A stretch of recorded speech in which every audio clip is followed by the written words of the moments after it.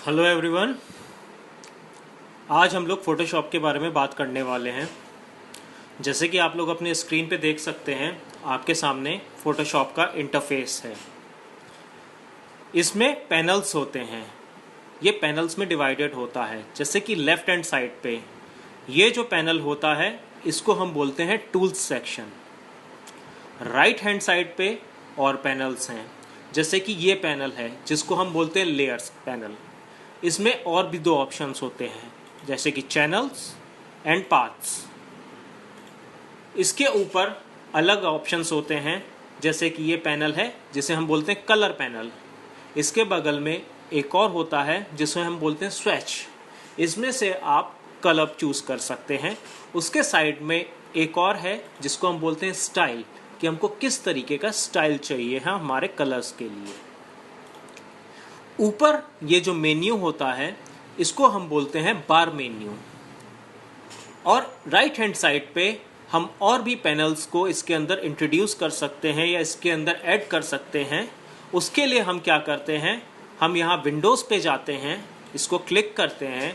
जैसे कि आप देख पा रहे हैं नीचे यहाँ पे अलग अलग ऑप्शंस आपके सामने आ गए हैं, जैसे 3D, actions, adjustment, animation, brush presets, channels, character, clone source, colour, histogram, history, info, layer comps, layers, mask, measurement log, navigator, notes, paragraph, path, style, switch and tool presets.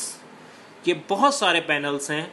आपको जिस भी पैनल की requirement होती है उसको आप click करते हैं तो वो पैनल आपके सामने आ जाता है। Supposedly brush panel. अब अगर मैंने ब्रश पे क्लिक किया तो आप देख पा रहे होंगे इसके अंदर अलग अलग ऑप्शंस आ गए हैं, brush presets, brush, clone source. तो इस तरीके से आप किसी भी पैनल को यहाँ पे एडजस्ट कर सकते हैं। और कुछ देखते हैं, जैसे कि 3D पैनल। अब मैंने 3D पैनल को क्लिक किया तो आपने देखा होगा यहाँ पे पहले 3D पैनल नहीं था, अब ऐड हो गया। 3D के अंदर आपके अलग अलग ऑप्शंस आ जाते हैं। आपको किस तरीके का चाहिए आप उसको क्लिक करके अपने हिसाब से एडजस्ट कर सकते हैं। इसी तरीके से और भी पैनल्स होते हैं, जैसे एडजस्टमेंट पैनल हो गया, आपका कैरेक्टर पैनल हो गया। अब जैसे कैरेक्टर पैनल को आप क्लिक करेंगे तो आपके सामने कैरेक्टर्स और पैराग्राफ्स दो ऑप्शंस आ जाएंगे। कैरेक्टर्स आपका होता है जो आप टाइपोग्राफी, जो आप फॉन्ट्स यूज़ करते हैं कि वो कौन सा यूज़ करना है, उसका कितना साइज़ रखना है, उसको किस मीडियम में रखना है, बोल्ड में रखना है, इटैलिक्स में रखना है। इस तरीके से हर कैरेक्टर के अपने अपने अलग स्टाइल्स होते हैं। पैराग्राफ में आप किस तरीके से पैराग्राफ में एडिटिंग करते हैं, कितनी लाइन स्पेसिंग देते हैं, किस तरीके से उसका अलाइनमेंट रखते हैं, इसके थ्रू आप सिलेक्ट कर सकते हैं। इसके अलावा हम लोग यहाँ पे टूल्स का यूज़ करते हैं। टूल्स में किस तरीके से हम लोग टूल्स को चूज़ करते हैं और उसके थ्रू हम अपना वर्क प्रोसेस करते हैं।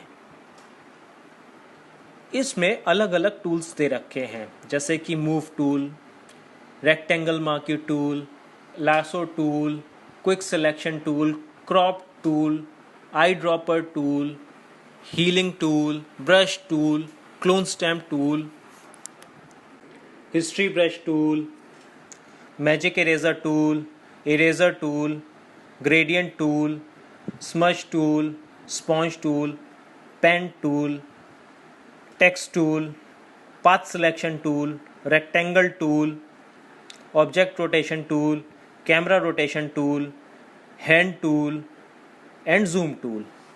और नीचे से ये जो सेट करते हैं, हम इसमें फोरग्राउंड और बैकग्राउंड कलर्स को सेट कर सकते हैं। अब देखते हैं कि हमें एक नया डॉक्यूमेंट कैसे बनाते हैं। हम फाइल मेन्यू में जाते हैं, क्लिक करते हैं, न्यू पे जाके क्लिक करते हैं तो आपके सामने एक विंडो ओपन होती है। इसमें सबसे पहले आप नाम दे सकते हैं, जैसे कि मेरा नाम UTKARSH उत्कर्ष। फिर नीचे आपके प्रीसेट्स होते हैं। प्रीसेट्स अलग अलग तरीके के होते हैं, default Photoshop size, US paper, international paper, photo, web, mobile end devices, film and video, and आप कस्टम साइज भी सिलेक्ट कर सकते हैं। अब US पेपर में अलग अलग तरीके के साइजेस आ जाते हैं, जैसे कि लेटर, लीगल एंड टैबुलाइड। तो इसमें जो यूएस में चलते हैं उसके हिसाब से ये प्रीसेट्स दे रखे हैं। जब हम इंटरनेशनल पेपर पे जाते हैं तो इसमें अलग अलग साइजेस आ जाते हैं, जैसे कि A4, A6, A5, A3, B5, B4, B3, C6, C5, C4, DL। Similarly photo में फ़ोटो के हिसाब से साइजेस आ जाते हैं जो हम प्रिंट करते हैं। अब आपको यहाँ दिख रहा होगा लैंडस्केप और नीचे दिख रहा होगा आपको पोर्ट्रेट। लैंडस्केप में जो फ़ोटो का साइज़ रहेगा वो हॉरिजॉन्टल लैंडस्केप के हिसाब से रहेगा। तो ये 2x3 का, 4x6, 5x7, 8x10 ये जो साइजेस होंगे ये आपके हॉरिजॉन्टल साइजेस होंगे या रेक्टेंगल साइजेस होंगे।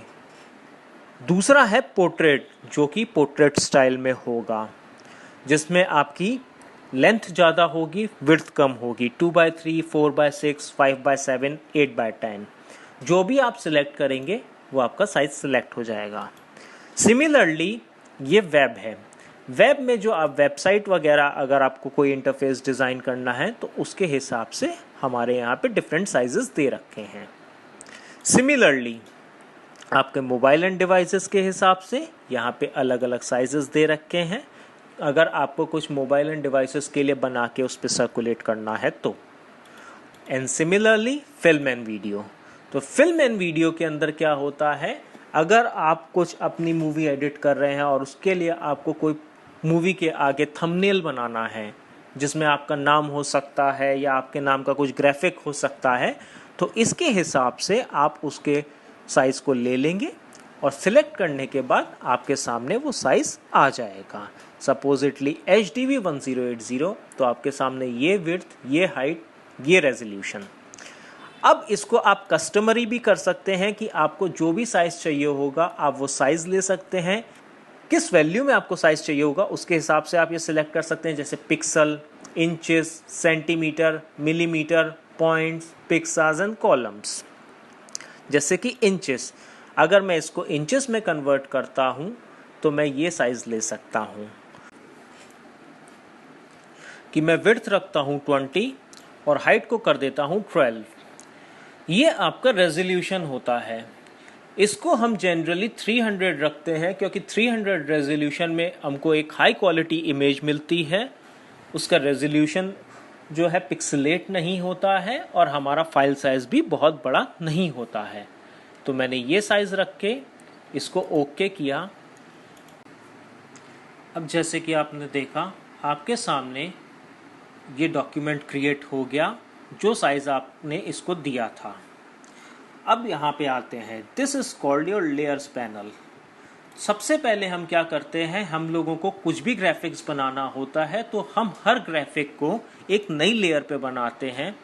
उसके पीछे रीज़न ये होता है ताकि अगर हमको कोई लेयर डिलीट करनी हो तो हम उस पर्टिकुलर लेयर को डिलीट करके सिर्फ उस पर्टिकुलर सेक्शन को हटा सकें। इसके लिए हम क्या करते हैं, हम यहाँ पे जाते हैं राइट हैंड साइड पे और बॉटम में आप देखेंगे सेकंड ऑप्शन पे तो एक क्रिएट न्यू लेयर का ऑप्शन आ रहा है। जैसे ही आप उसको क्लिक करेंगे आपके सामने एक लेयर जनरेट हो जाएगी। अब आप किसी भी टूल को ले सकते हैं, जैसे कि ये रेक्टेंगल मार्की टूल। मैंने रेक्टेंगल मार्की टूल को सिलेक्ट किया और एक यहाँ पे रेक्टेंगल बना लिया। अब इसमें मुझे कोई कलर फिल करना है, जैसे कि ये या फिर ये। मैंने इस कलर को सिलेक्ट किया, यहाँ से ओके किया। इसके बाद मैंने लिया यहाँ पे जाके पेंट बकेट टूल। आप पेंट बकेट टूल पे जैसे ही जाएंगे क्लिक करेंगे, आप इसको यहाँ पे जाके एक क्लिक कर सकते हैं सिलेक्शन के अंदर, तो आपका वो कलर फिल हो गया। अब आप देख सकते हैं कि ये अभी भी सिलेक्शन बना हुआ है। तो इसके लिए आप मूव टूल पे जाइए, आप सिलेक्ट पे जाइए और आप यहाँ से इसको कंट्रोल डी डिसेलेक्ट कर सकते हैं। इसका शॉर्टकट है कंट्रोल डी।